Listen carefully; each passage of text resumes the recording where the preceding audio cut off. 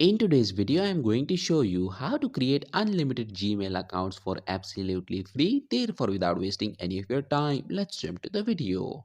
So in order to create unlimited Gmail accounts, what you need to do is to open your internet browser, and in the search bar, you need to type tempmail, TEMPMAIL, and click on search. Now tap on this first link and wait for a few moments. Once this email address is created, click on copy, and using this email address create your account on Gmail. Once the account is created, a verification code will be sent to this email address to verify your new Gmail account. So in order to get that verification code, you need to come back to this website and scroll down, and right here in this inbox section you will receive the OTP code. Paste the OTP code on Gmail and your Gmail account will be created.